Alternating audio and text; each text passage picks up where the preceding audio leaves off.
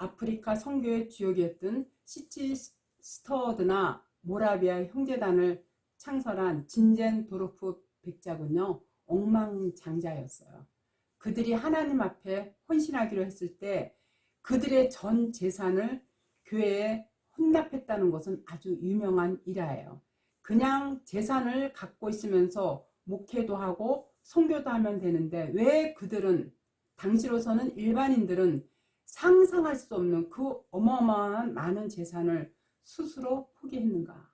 자기들 재산을 그냥 갖고 있다가 나중에 필요할 때 썼으면 번거롭지 않고 좋았을 텐데 왜 자기들 돈은 전부 헌금해버리고 선교에 필요한 재정을 다시 모아서 썼는가?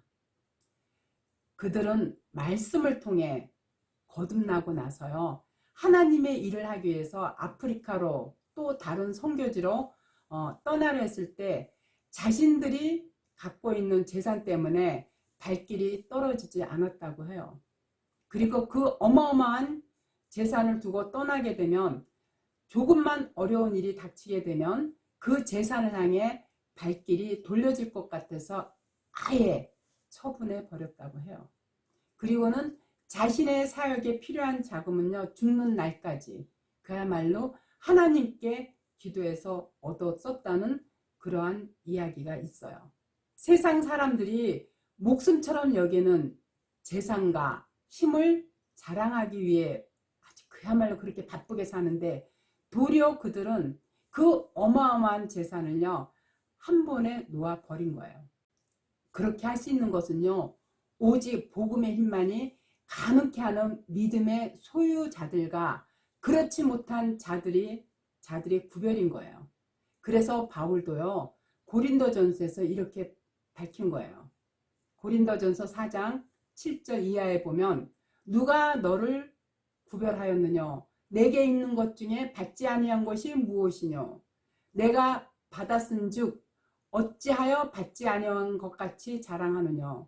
너희가 이미 배부르며 이미 부요하며 우리 없이 왕노릇하였도다.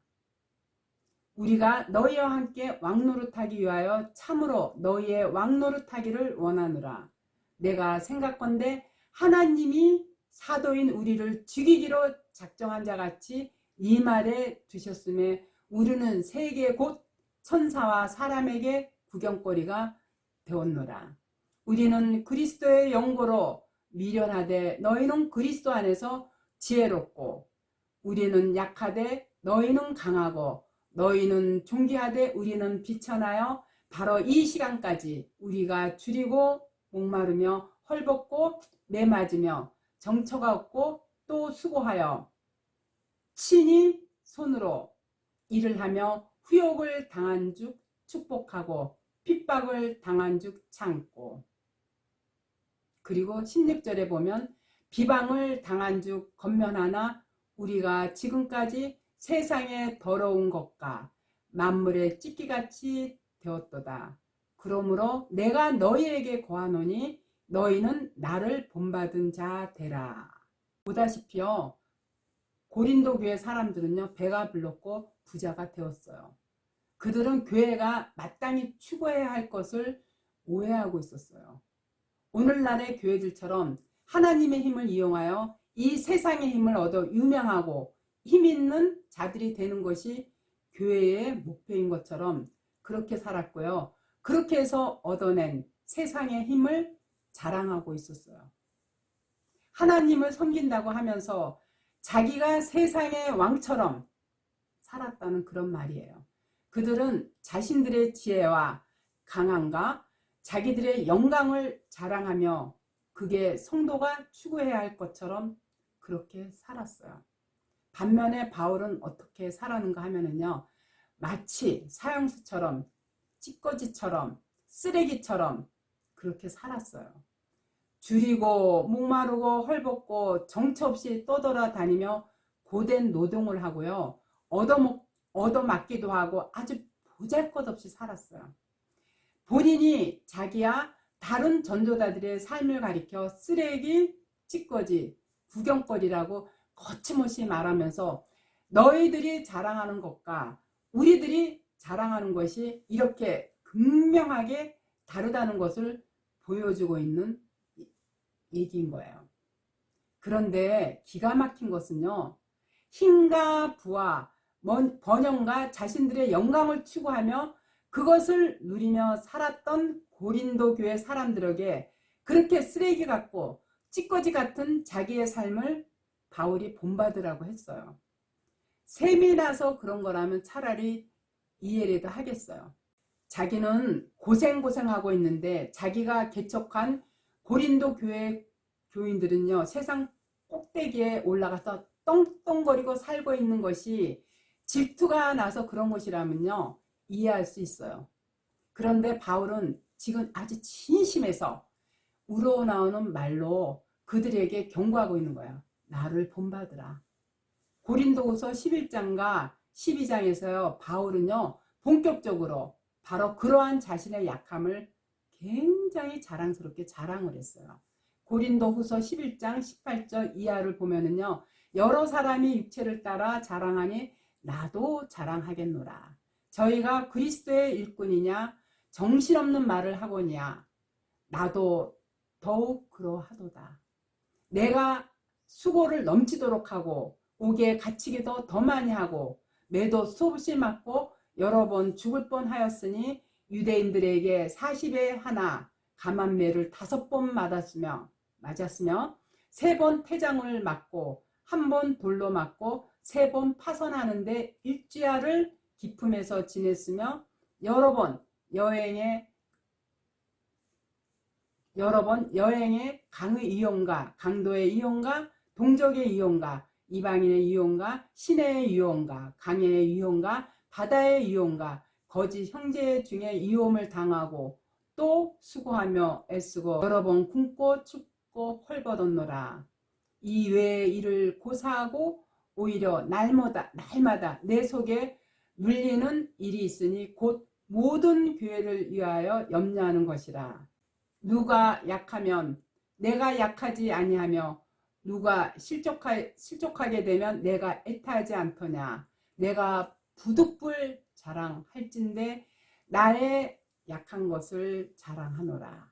이렇게 고린도후서 11장에서 이하에 특히 30절에 나의 약한 것을 자랑하노라. 이거를 부득불 자랑한다고 바울은 이렇게 얘기한 거예요.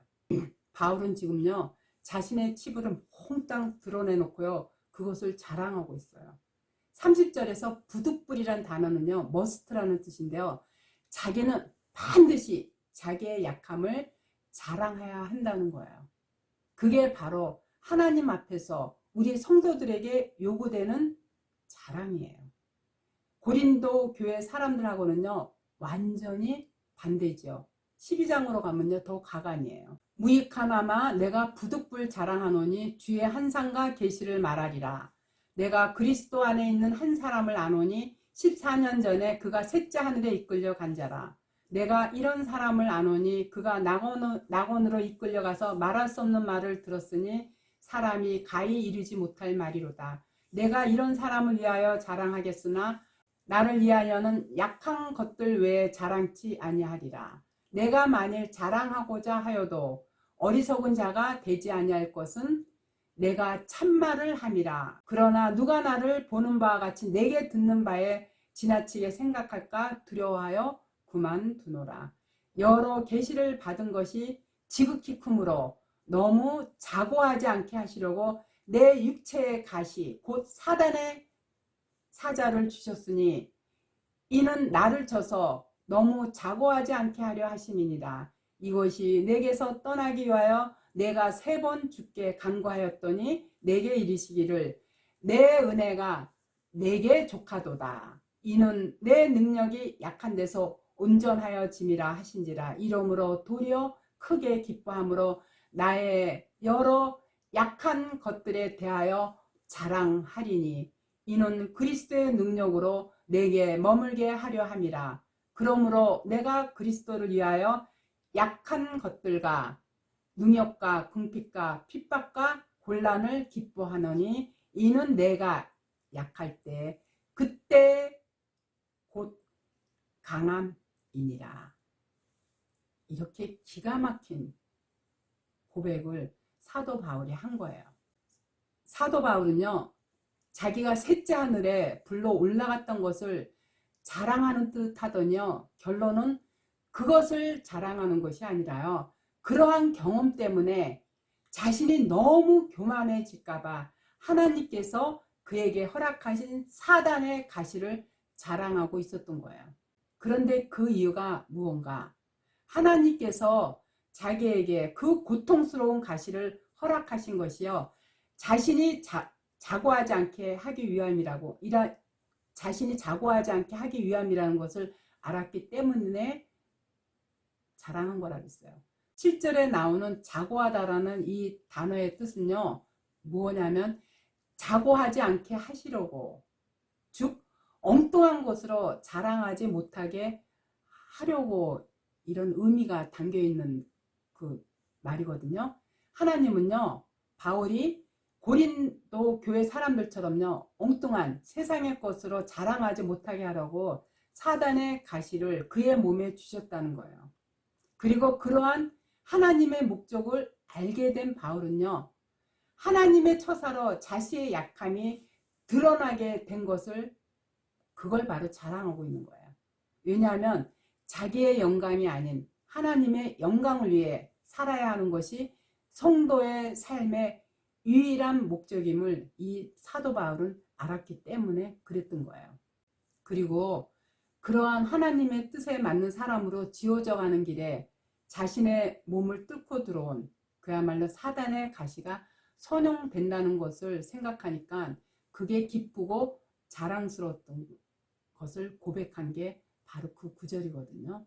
이와 같이 성도는요, 바울의 고백처럼 자신이 나약하고 또 못나고 보잘것없는 그거조차도 하나님께서 나를 그야말로 빛의 아들들로 살아가기 위한 하나의 가시로서 그걸 감사하게 여기며 살아갈 수 있는 그러한 마음 자체가 바로 하나님이 요구하시는 자기 부인의 삶이고 십자가의 삶인 거예요.